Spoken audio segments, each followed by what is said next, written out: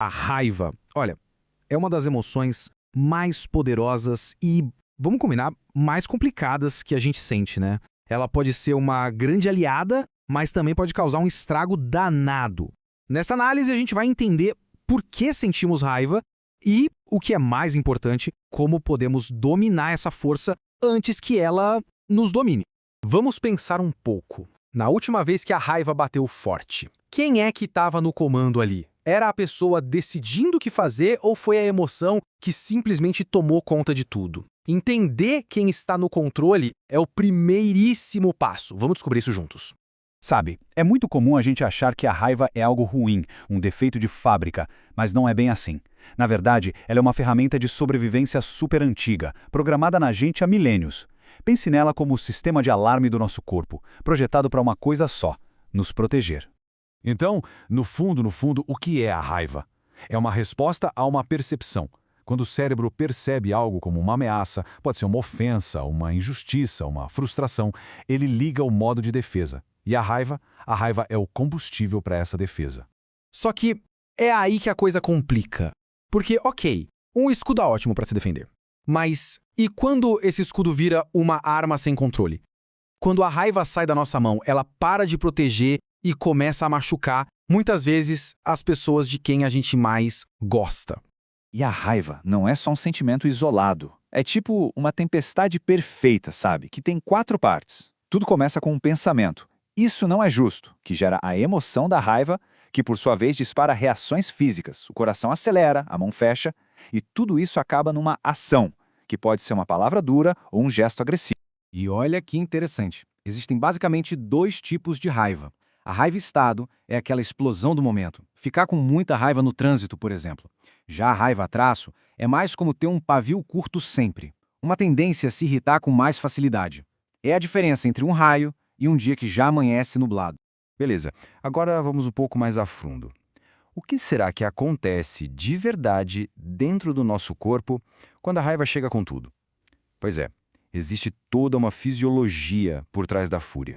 Dá para pensar nisso como se fosse um sequestro do cérebro. É sério, quando a raiva explode, hormônios como a adrenalina simplesmente inundam o nosso sistema. Eles ativam o nosso cérebro mais primitivo, mais emocional, dando uma descarga de energia para lutar ou fugir. O problema é que eles basicamente desligam o nosso cérebro racional. A lógica vai embora e o impulso assume o volante. E claro, viver nesse modo de alerta máximo o tempo todo cobra um preço. E não é um preço baixo. Não estamos falando só de relacionamentos que acabam ou problemas no trabalho.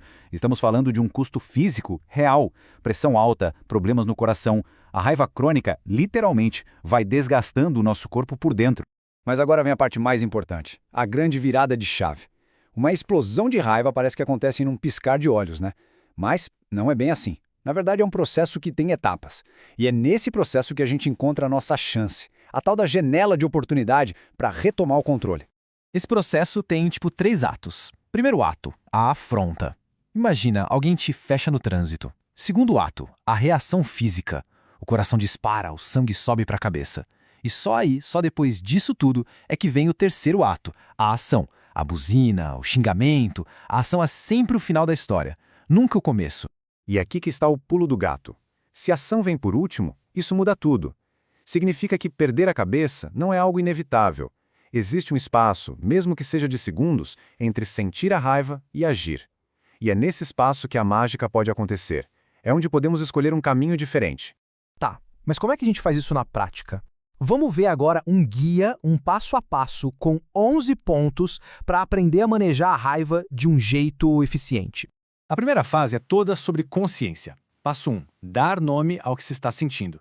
Em vez de só explodir, é parar e pensar, ok, estou com raiva. Só isso já cria uma certa distância.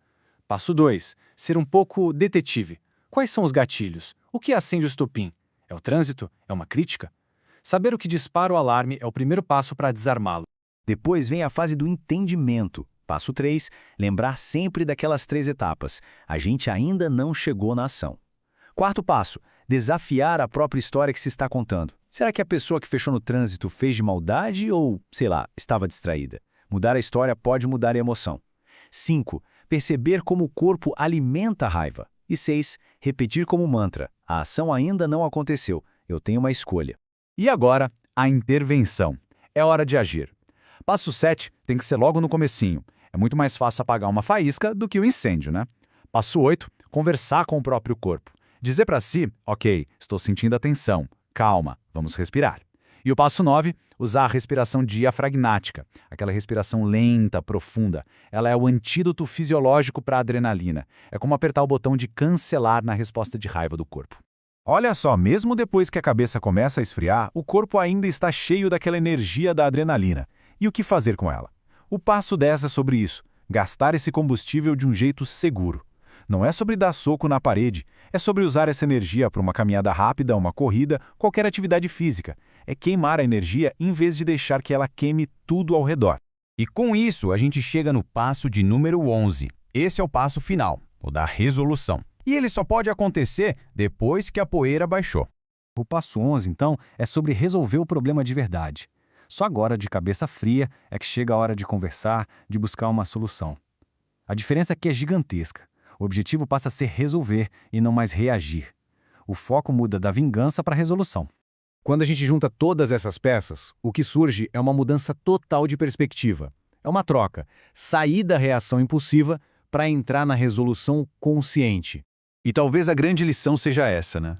Sentir raiva é inevitável, faz parte do jogo. Agora, o que a gente faz com essa raiva, isso não é obrigatório. A reação destrutiva, a explosão, ela é opcional.